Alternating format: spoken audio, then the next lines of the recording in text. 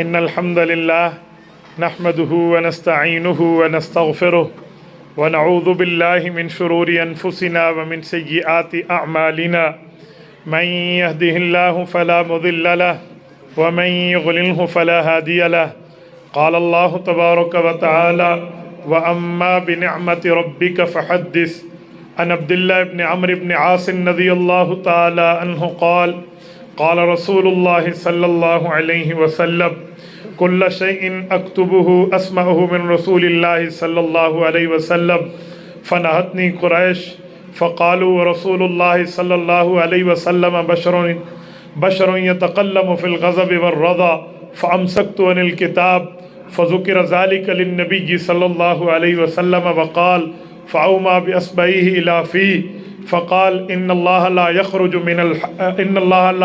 منه إلا حق رواه الإمام الهمام أبو داود في سننه صدق الله العظيم وبلغنا رسوله النبي الأمي الكريم ونحن على ذلك لمن الشاهدين والشاكرين والحمد لله رب العالمین۔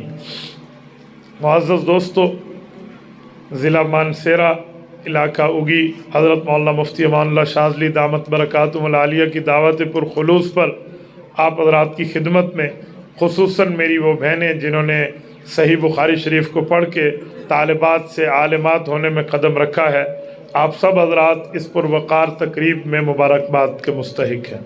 دوسری بات، مجھ سے قبل شیخ الحدیث حضرت مولانا نعمانی دامت برکاتہم العالیہ عالمانہ، فاضلانہ، داعیانہ، واضحانہ، ناصحانہ انداز میں گفتگو آپ کی خدمت میں فرما رہے تھے۔ بس حضرت نے گفتگو جلدی ختم کر دی، ورنہ رب جانتا ہے جتنا فائدہ حضرت کی گفتگو سے ہو رہا تھا، جیسے ہم درس حدیث کی کلاس میں بیٹھے ہوں۔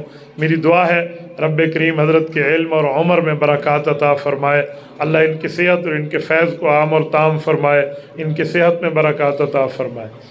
میرے دوستو، حدیث پاک کے ختم کے حوالے سے تقریب ہے، تو میں حدیث پاک کی روشنی میں دو باتیں آپ کی خدمت میں عرض کرتا ہوں۔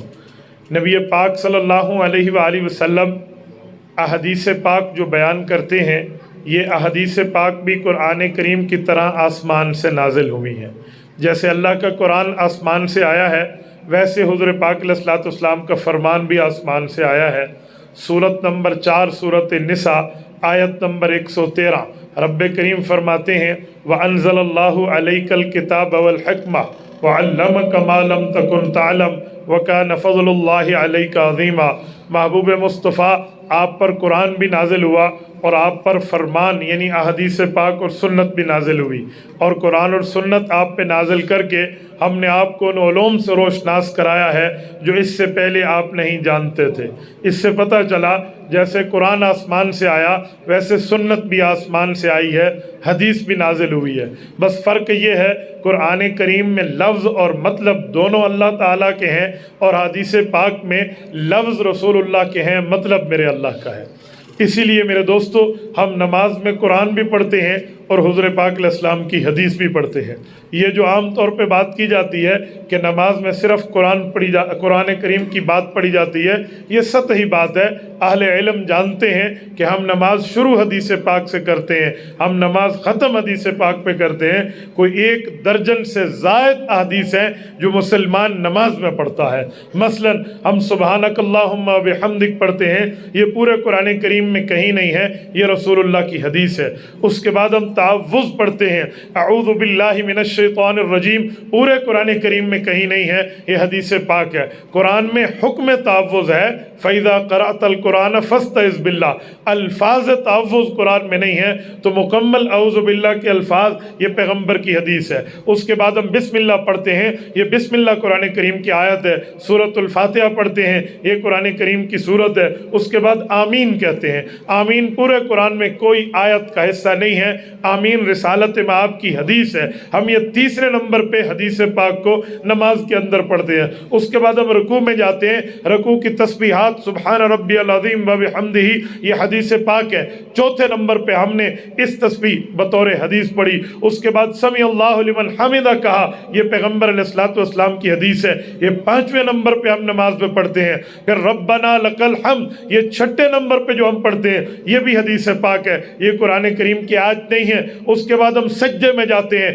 دونوں سجدوں کی دونوں تسبیحات سبحان ربی الاعلی و بحمدہ, یہ پیغمبر کی حدیث ہے, یہ پیغمبر علیہ الصلوۃ والسلام کا فرمان ہے, یہ قرآن کریم کا حصہ نہیں ہے. اور 8ویں نمبر پہ ہم بین السجدتین, دو سجدوں کے درمیان جو دعا پڑھتے ہیں رب اغفر لی وارحمنی, یہ پیغمبر علیہ السلام کی حدیث ہے, یہ قرآن کی آیت نہیں ہے. اور 10ویں نمبر پہ ہم التحیات پڑھتے ہیں, یہ التحیات للہ والصلوات والطیبات, یہ مکالمہ بین الرسول والرب ہے, اور یہ مکالمہ احادیث پاک میں ہے, قرآن کریم میں نہیں ہے. یہ 10ویں نمبر پہ ہم پیغمبر علیہ السلام کا فرمان پڑھتے ہیں. اور 11ویں نمبر پہ ہم درود ابراہیمی پڑھتے ہیں. یہ درود ابراہیمی حکم درود قرآن کریم میں ہے, الفاظ درود قرآن کریم میں نہیں ہے. سورت نمبر 33 سورۃ احزاب آیت نمبر 56, یا ایھا الذین آمنوا صلوا علیہ وسلموا تسلیما میں اللہ نے درود کا حکم دیا ہے. الفاظ رسالت مآب نے دیے ہیں, الفاظ رسول اللہ نے دیے ہیں. تو یہ 11ویں نمبر پہ رسالت مآب علیہ الصلوۃ والسلام کی ہم حدیث پڑھتے ہیں جسے درود ابراہیمی کہتے ہیں. اور اس کے بعد ہم رب جلنی کی دعا پڑھتے ہیں. ٹھیک ہے یہ آیت ہے, لیکن یہاں اس کو بطور دعا پڑھتے ہیں, بطور قرآن نہیں پڑھتے.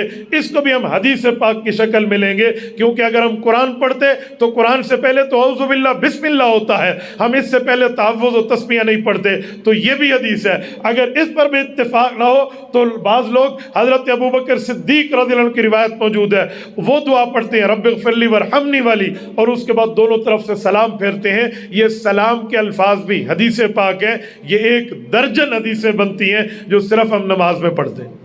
تو حدیث پاک تو ہم نماز میں پڑھتے ہیں, تو صرف یہ نہیں ہے کہ ہم قرآن نماز میں پڑھتے ہیں, ہم قرآن بھی پڑھتے ہیں, رسول اللہ کا فرمان بھی پڑھتے ہیں. بلکہ اگر میں یوں کہوں, نماز کی ابتدا بھی حدیث ہے, نماز کی انتہا بھی حدیث ہے. اور میرے دوستو, حدیث پاک کی 3 نمبر پہ فضیلت یہ ہے, میرے پاک پیغمبر صلی اللہ علیہ وسلم کا فرمان یہ ہے, رب کریم نے رسالت مآب علیہ الصلوۃ والسلام کو یہ احادیث پاک جو ارشاد فرمائے ہیں, تو حضور پاک کو رب نے حکم دیا ہے کہ آپ حدیث کو بیان کریں, آپ حدیث کو لوگوں میں معروف کریں, مشہور کریں, لوگوں تک حدیث پاک کو پہنچائیں.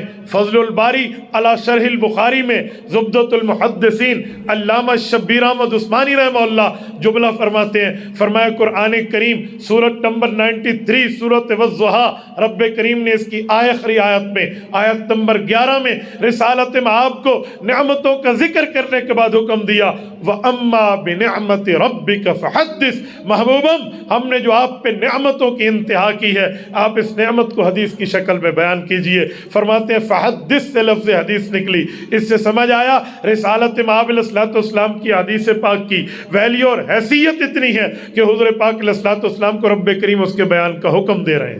اور 5ویں نمبر پہ احادیث پاک کی فضیلت یہ ہے, جو بندہ پیغمبر کی احادیث پاک کے ساتھ اپنا معمول بنا لیتا ہے, پڑھنے کا, پڑھانے کا, سمجھانے کا, سنانے کا, وضاحت کرنے کرانے کا, تو رب کریم اس کے چہرے کو حضور پاک کی دعا کی برکت سے تر و تازہ رکھتے ہیں. کیوں؟ محبوب مصطفیٰ نے فرمایا نظر اللہ ممران سمع مقالتی فحفظها ووعاها واداها کما سمع. اللہ میرے اس امتی کے چہرے کو تر و تازہ رکھ, اس کی زندگی کو تر و تازہ رکھ, اس کی زندگی پیسفل, پرامن, خوبصورت, خوشگوار یہ بنا دے. کیوں؟ اس نے میری حدیث پاک کو سنا, اس کو یاد کیا, اور جیسے یاد کیا تھا ویسے ہی آگے پہنچا دیا.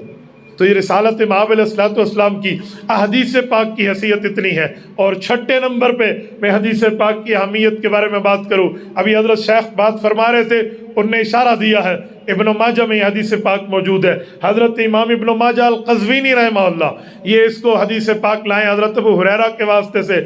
اللہ کے رسول صلی اللہ علیہ وسلم نے فرمایا, ایک فتنوں کا زمانہ آئے گا, لوگوں کے سامنے میری احادیث پیش ہوں گی, میری حدیث سنائی جائے گی, اور جب حدیث سنائی جائے گی لوگ سنیں گے اس حدیث کو, اور سن کے کہیں گے ہم نے حدیث کوئی نہیں ماننی, ہمیں قرآن دکھاؤ. فرمایا وہ کیا ہوگا؟ فرمایا یاتی علی الناس زمان, لوگوں پر ایک وقت آئے گا, اور وہ وقت کیا ہوگا؟ لوگوں میں کھانا پینا عام ہوگا. جیسے شیخ نے کہا نا, رجے ہوئے لوگ ہوں گے, تو حضور نے وہی فرمایا لا الفین احدکم متکئا علی اریکتہ, تم اپنے بستر پر ٹیک لگا کے, تکیے پر ٹیک لگا کے بیٹھے ہو, کیا مانا؟ تمہارے پیٹ میں کھانا پہنچ چکا ہے، اس لیے تم ٹیک لگا کے بے فکر بلا خوف بیٹھے ہو، آپ کو کسی قسم کا کوئی فرق نہیں ہے، تو آپ پھر کیا کہو؟ یأتیہ الامر مما امرت بہ او نہیت عنہ، تمہارے پاس تمہارے پاک پیغمبر کا حکم لایا جائے یا رسول اللہ کی منع لائی جائے کہ اس چیز کا حضور نے حکم کیا ہے یا اس چیز سے اللہ کے رسول نے روکا ہے، وہ کہے گا لا ادری، میں تو نہیں جانتا، ما وجدنا فی کتاب اللہ اتبعنا، میں تو صرف قرآن مانوں گا، میں پیغمبر کا فرمان نہیں مانتا۔ یاد رکھیں رسالت مآب علیہ السلام کے فرمان کے انکاری پر اللہ کے رسول صلی اللہ علیہ وسلم نے آج سے 1400 سال پہلے تردید فرمائی ہے۔ تو چھٹے نمبر پر احادیث پاک کی ویلیو اور اہمیت، اور ساتویں نمبر پہ میرے پاک پیغمبر کے فرمان کی اہمیت اتنی ہے، رسول اللہ صلی اللہ علیہ وسلم وہ جملہ فرما دیں، وہ غصے میں فرمائیں، امن میں فرمائیں، پیار میں فرمائیں، محبت میں فرمائیں، جنگ میں فرمائیں، امن میں فرمائیں، وہ رسالت مآب کی بات ٹھیک 100% حقیقت ہوتی ہے۔ یوں نہیں ہے حضور پاک امن میں بیٹھے ہو تو پھر ٹھیک بات ہے، نعوذ باللہ غصے میں بیٹھے ہو تو جھوٹ بولے، جی نہیں، یہ خدشہ پیدا ہوا تھا رسول اللہ صلی اللہ علیہ وسلم کے اجلہ صحابہ کو۔ سنن نبی داؤد جلد نمبر 2 کتاب العلم باب کتابت العلم میں حضرت عبداللہ ابن عمرو ابن عاص رضی اللہ تعالیٰ کی حدیث موجود ہے، وہ کہتے ہیں میں حضور پاک کی حدیثیں لکھ لیتا، جو سنتا لکھ لیتا، جو سنتا لکھ لیتا۔ فنحتنی قریش کے اجلہ صحابہ نے مجھے روکا اور کہا تکتب کل شیء، ہر چیز لکھ دیتا ہے، غصے والی بھی، امن والی بھی، پیار والی بھی، محبت والی بھی، گپ شپ والی بھی، ساری باتیں لکھتا ہے۔ ورسول اللہ بشر یتکلم فی الغضب والرضا، حضور پاک بائی نیچر بطور فطرت انسانیہ کبھی غصے میں بات کر دیں تو وہ بھی لکھی جا رہا ہے، پیار میں کہتے ہیں وہ بھی لکھی جا رہا ہے، گپ شپ میں بات فرما دیں وہ بھی لکھ رہا ہے۔ فنحتنی، مجھے روکا، تو کہتے ہیں جب میں رک گیا، فامسکت عن الکتاب، میں نے رسالت مآب کی حدیثیں لکھنے چھوڑ دیں۔ فذکرت او قال فذکر، کہتے ہیں ایک موقع پہ اللہ کے رسول کی خدمت میں بات کی گئی کہ عبداللہ پہلے لکھا کرتا تھا، پھر روک دیا گیا، اور وجہ رزن بنیاد سبب یہ پیش کی گئی کہ آپ تو غصے میں بھی گپ شپ میں بھی ساری باتیں کرتے ہیں، تو ہم نے کہا نہیں، صرف مسئلے لکھو، باقی چیزیں نہیں لکھو۔ کہتے ہیں آپ علیہ السلام نے اشارہ کیا، فَأُمَا بِأَصْبَعِهِ إِلَىٰ فِي، اپنے منہ مبارک کی طرف اشارہ کیا اور فرمایا اکتب، عبداللہ یہ حدیثیں لکھ لو۔ فوالذی نفسی بیدہ، اس خدا کی قسم جس کے قبضے میں آپ کے نبی کی جان ہے، ما یخرج منہ الا حق، اللہ اس منہ سے غصے میں بھی اور پیار میں بھی حقیقت بر حقیقت بات نکلواتا ہے۔ یہ رسالت مآب علیہ السلام کی حدیث کی 7ویں نمبر پہ ویلیو میں نے آپ کی خدمت میں عرض کی۔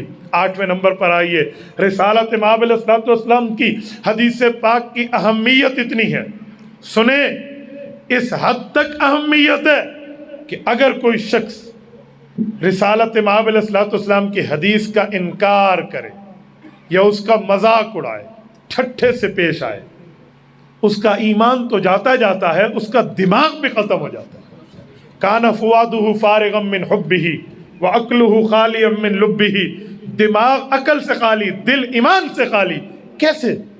وہ اسٹوپڈ پرسن، بے وقوف آدمی کہلاتا ہے کہ میں نے نہیں، دوسرے پارے میں قرآن کریم کا پہلا لفظ یہی ہے، سَيَقُولُ السُّفَهَاءُ مِنَ النَّاسِ مَا وَلَّاهُمْ عَنْ قِبْلَتِهِمُ الَّتِي كَانُوا عَلَيْهَا قُلْ لِلَّهِ الْمَشْرِقُ وَالْمَغْرِبُ۔ اہل علم بیٹھے ہیں، آپ کبھی پوچھ لیں کہ السفہاء جمع صفی ان کی ہے، صفی بے وقوف کو کہتے ہیں۔ قرآن کا لفظ بے وقوف کس کو کہہ رہا ہے؟ رب کریم نے بے وقوف کس کو کہا ہے؟ میرے دوستو، بنو حارثہ کا محلہ ہے، رسالت مآب نماز پڑھا رہے ہیں، قبلہ رخ ہیں، اس زمانے میں قبلہ بیت المقدس تھا، حکم پیغمبر نہ خواہش پیغمبر یہ تھی کہ بیت اللہ قبلہ بن جائے، تو رب کریم نے تسلی دی تھی، فَلَنُوَلِّيَنَّكَ قِبْلَةً تَرْضَاهَا، محبوبم پریشان ہونے کی ضرورت نہیں ہے، ہم آپ کو آپ کا قبلہ دیں گے جو آپ پسند کر رہے ہیں۔ نماز میں 2 رکعتیں ہو چکی ہیں، ظہر کی 2 رکعتیں باقی ہیں، حکم آ گیا فَوَلِّ وَجْهَكَ شَطْرَ الْمَسْجِدِ الْحَرَامِ، اب ادھر منہ کریں۔ حضور پاک نے بیت المقدس چھوڑا، بیت اللہ کی طرف منہ کیا، صحابہ کرام بھی پھر گئے۔ یہ خبر پھیلی، جب لوگوں میں گئی، اعتراض کرنے والے معترضین آ گئے، کیا ما وَلَّاهُمْ عَنْ قِبْلَتِهِمُ الَّتِي كَانُوا عَلَيْهَا، ایک قبلے پہ تم نہیں ٹھہرتے، کبھی ادھر کبھی ادھر، کبھی یہ کبھی وہ؟ تو رب کریم نے جواب دیا ہے، قُلْ لِلَّهِ الْمَشْرِقُ وَالْمَغْرِبُ، میں جس طرف منہ کراؤں میری مرضی ہے، تم کون ہو کہنے والے؟ اور اگلا لفظ ہے، کہا پہلے کہاں تھے اور اب کہاں ہیں؟ قرآن کریم کہتا ہے وَمَا جَعَلْنَا الْقِبْلَةَ الَّتِي كُنْتَ عَلَيْهَا، محبوب مصطفیٰ جس طرف پہلے تھا جس طرف بیت المقدس کی طرف منہ کیا ہوا تھا وہ حکم بھی ہم نے دیا ہے، اور اب بیت اللہ ہے اس کا حکم بھی ہم نے دیا ہے۔ توجہ رکھے، میں سمجھانے لگا ہوں۔ جہاں پہلے منہ کیا تھا یعنی بیت المقدس، رب فرماتے ہیں وہ حکم بھی ہم نے دیا، اور جہاں اب حکم کیا ہے یہ بھی ہم، جہاں اب منہ کیا ہے یہ حکم بھی ہم نے دیا ہے۔ ایک حکم تو قرآن میں ملتا ہے کہ بیت اللہ کی طرف منہ کرو، جو پہلے والا ہے بیت المقدس کی طرف منہ کرو، وہ حکم پورے قرآن میں کہیں نہیں ہے۔ تو اب وہ حکم کہاں ہے؟ تو اب دو باتیں ہیں، ایک کافرانہ سوچ ہے، ایک اسلامیانہ سوچ ہے۔ کافر کہے گا شراب خوروں کی وجہ سے نعوذ باللہ آیات میں رد و بدل کیا گیا، ہم تک قرآن صحیح نہیں پہنچا، اور ہم کہیں گے یہ اسلام کی سوچ نہیں ہے، یہ اسلامک مائنڈ سیٹ نہیں ہے۔ ایمانی مائنڈ سیٹ یہ ہے کہ اللہ کے نبی پاک صلی اللہ علیہ وسلم کے فرمان کو بھی رب کریم کے نبی کریم نے یہ فضیلت بتائی ہے کہ حضور پاک کی بات کو اللہ نے اپنی بات فرمائی ہے۔ جو بیت المقدس کی طرف منہ تھا وہ حکم اللہ تعالیٰ نے بطور حدیث امت تک پہنچایا تھا، اور جو بیت اللہ کی طرف حکم ہے اس کا حکم بطور وحی قرآن پہنچا ہے۔ حضور پاک کی بات کو اللہ نے اپنی بات کہا ہے، حدیث کو اللہ نے وحی الہی کہا ہے، اور پھر منکر کو فرمایا سیقول السفہاء، انکاری بے وقوف ہے۔ پتہ چلا حدیث پاک، قرآن کا انکاری تو ہے ہی بے ایمان، حدیث پاک کا انکاری ایمان سے بھی فارغ ہے، عقل سے بھی فارغ ہے۔ یہ 8ویں نمبر پر رسالت امام علیہ السلام کی حدیث پاک کی ویلیو میں 9واں نمبر پیش کرنے لگا ہوں۔ حدیث پاک کی اہمیت، حدیث پاک کی فضیلت پر 9ویں نمبر پہ ہم دیکھیں تو ہمیں کئی چیزیں ایسی نظر آتی ہیں کہ رسالت امام علیہ السلام کی حدیث پاک میں وہ برکت، وہ معاملہ، وہ درجہ، وہ حیثیتیں، وہ ویلیوز موجود ہیں جس کی بنیاد پہ دوسرے کو چیلنج کیا جا سکتا ہے۔ مثلا حدیث پاک میں کہ پیغمبر کریم صلی اللہ علیہ وسلم نے گدھے کو حرام قرار دیا ہے۔ اب کوئی حدیث پاک کا انکاری ہے تو حدیث پاک میں اس کو پھر گدھا کھا لے، ہم تمہیں ڈنکی روسٹ کھلائیں گے، بہترین قسم کا فاسٹ فوڈ ہوگا، جو کہے گا ہم ڈنکی روسٹ، آپ کو لیگ پیس چاہیے، چیسٹ پیس چاہیے، آپ کو کیا چاہیے، آپ کو ڈنکی روسٹ مل جائے گا۔ اجی میں تو گدھا نہیں کھاتا، بھئی گدھا نہیں کھاتا تو گدھے تو پیغمبر کی حدیث کی ویلیو کا انکار کیوں کرتا ہے؟ تو حدیث پاک میں بھی کئی چیزوں کو بطور استدلال، بطور دلیل آپ اور ہم اس پر ایمان رکھتے ہیں۔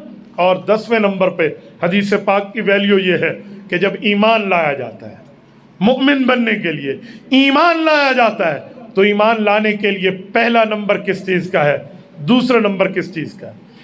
ترتیب ایمانی میں پہلا نمبر حدیث کا ہے، دوسرا نمبر قرآن کا ہے۔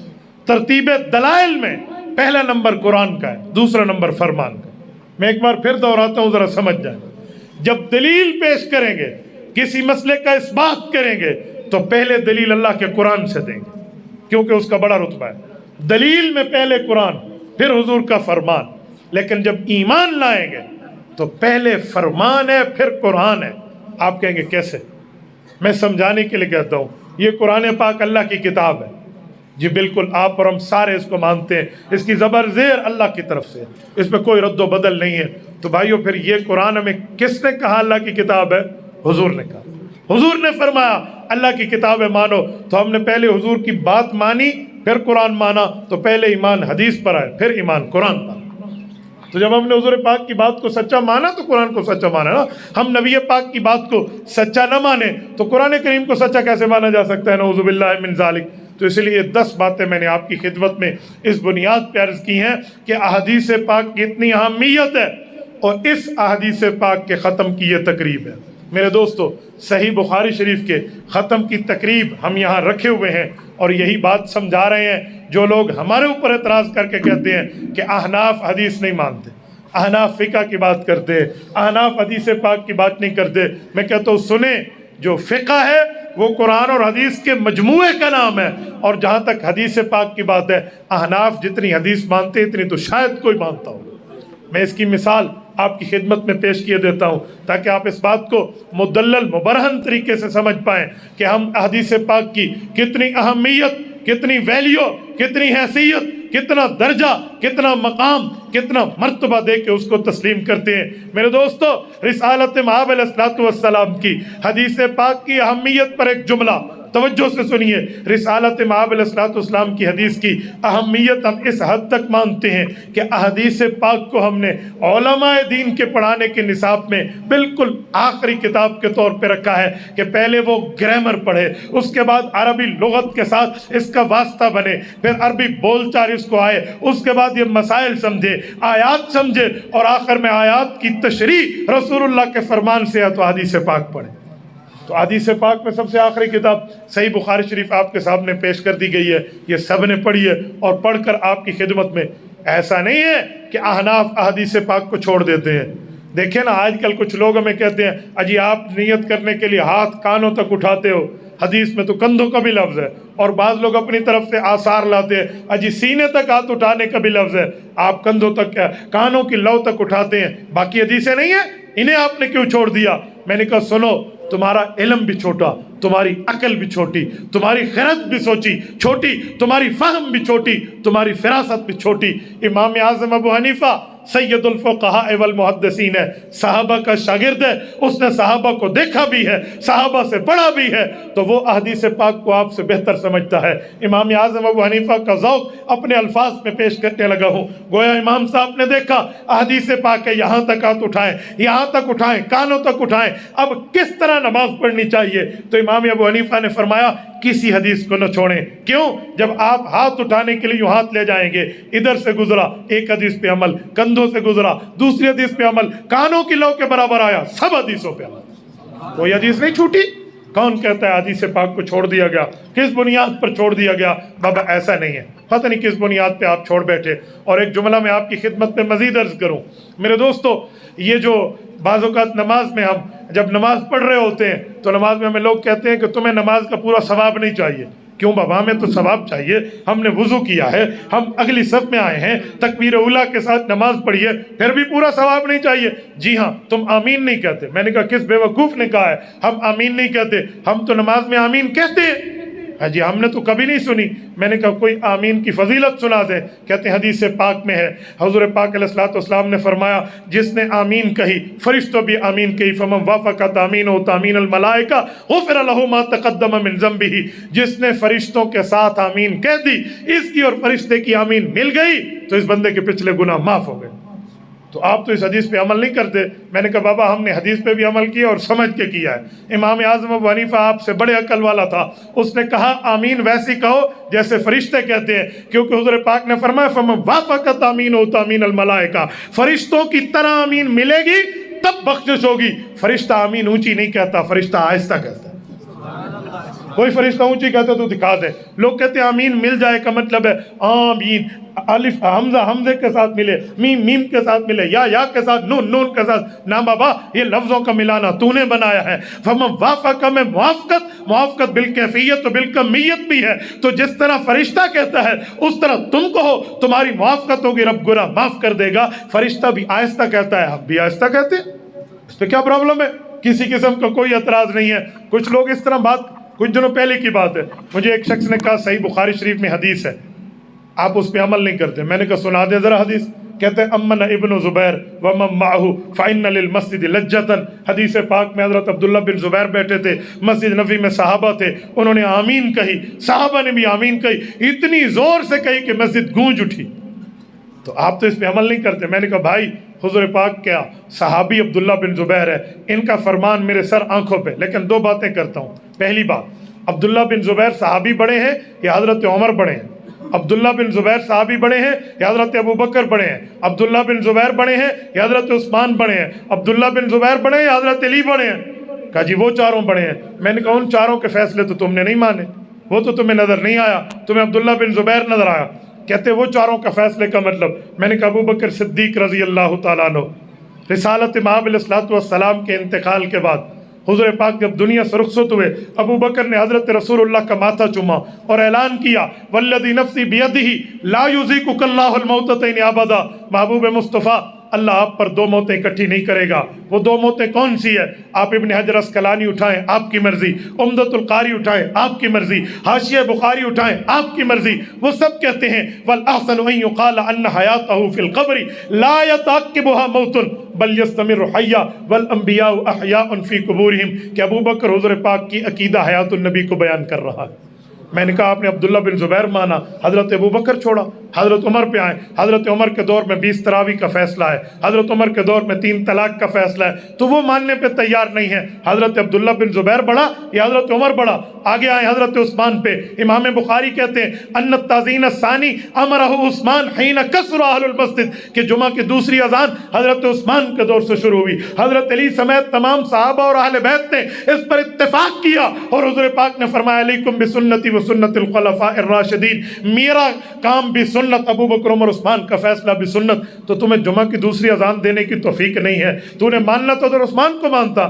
آگے حضرت علی المرتضیٰ پہ، حضرت علی المرتضیٰ فرماتے ہیں، امام طبرانی رحمہ اللہ نے معجم الاوسط میں مرفوع روایت لکھی ہے، حضرت علی نے فرمایا میں نے اللہ کے رسول سے پوچھا یا رسول اللہ آپ دنیا چھوڑ جائیں گے، ان نزل بنا امر فلیس فیہ بیان امر ولا نہی فماذا تأمرنا، آپ کے بعد کوئی بات آئے جس میں آپ کا حکم بھی نہ ہو، آپ کی منع بھی نہ ہو، ہم کیا کریں؟ حضور نے فرمایا تشاورون العابدین والفقہاء، فقہا کی فقاہت ماننا۔ میں نے کہا تو فقہ کا منکر ہے، تم نے عبداللہ بن زبیر کو مانا، حضرت علی بڑے نہیں تھے؟ چلو اب اگلی جواب، دوسرا جواب دین لگا ہوں کہ ابن زبیر نے جو آمین کہی، ساتھ والوں نے بھی کہی، مسجد گونج اٹھی، اس کو ہم بھی مانتے ہیں۔ اجی وہ کیسے؟ میں نے کہا اس نماز والی آمین کی بات نہیں تھی، وہ دعا والی آمین ہے۔ میں اب کہتا ہوں سنیں، آپ بھی جواب دیں، اللہ آپ سب کو مدینہ طیبہ لے جائے، آمین۔ اللہ آپ کی برکت سے ہمیں بھی لے جائے، آمین۔ دیکھو علاقہ گونج اٹھا، عبداللہ بن زبیر نے اس طرح دعا مانگی حجاج کے خلاف اور باقیوں نے اس پر آمین کہی تو مسجد گونج اٹھی۔ اس حدیث میں نماز کا لفظ ہی نہیں، سرے سے نماز کا لفظ ہی نہیں ہے۔ نماز کا لفظ تو دکھا دے میں تیرے ہاتھ چوم لوں گا۔ ان کی مثال تو ویسے ہے، میں حضرت شیخ کی موجودگی میں عرض کرتا ہوں، ذیغام اسلام علامہ علی شیر حیدری شہید رحمہ اللہ فرماتے ہیں کہ میں مسجد نبوی میں ٹھہرا تھا اور امام نماز میں پڑھ رہا تھا ربنا غلبت علینا شکوتنا وکنا قوما ضالین، کہتے ہیں یہی پڑھ رہا تھا اور ایک یہی سلفی آیا اور اس نے اللہ اکبر کر کے کہا آمین۔ تو اس نے کہا جی بہت اچھی جگہ پہ تو نے آمین کہا، اور خدا کے بندے ولضالین اور ہے، غلبت علینا شکوتنا وکنا قوما ضالین اور ہے۔ تو یہاں جو بھی چیز دیکھے آپ اس طرح شروع کر دیں۔ اس کی مثال تو وہی ہے کہ ایک جگہ ایک بندہ گیا اور وہ کوئی عربی عبارت لکھی ہوئی تھی سعودیہ میں، تو اس کو چومنے لگا کہ شاید مسجد ہوگی، اور کسی نے کہا خدا کے بندے بیوت الحمامات لکھا ہوا ہے کہ یہاں واش روم ہے۔ ہاں تجھے کیا پتہ یہ کیا لفظ لکھا ہے؟ تو نے جو دیکھا وہی کرنا شروع کر دیا۔ احناف کو اللہ نے علم بھی دیا ہے، عقل بھی دی ہے، فہم و فراست بھی دی ہے، اس لیے اہل علم پر، علماء پر، بزرگوں پر بندہ اعتماد کرے تو کبھی ناکام نہیں ہوگا۔ میں دعا کرتا ہوں اس مدرسے کو اللہ دن دگنی رات دگنی ترقیات عطا فرمائے۔ حضرت نے جو اس پر محنت کی ہے، انہوں نے پڑھا پڑھایا ہے، اللہ ان کا پڑھنا پڑھانا قبول فرمائے، اور رب کریم آپ کو اور ہم سب کو، خود کو اور اپنی اولادوں کو اس میں حصہ ملانے کی توفیق عطا فرمائے۔ اقول قولی ھذا واستغفر اللہ وآخر دعوانا ان الحمد للہ رب العالمین۔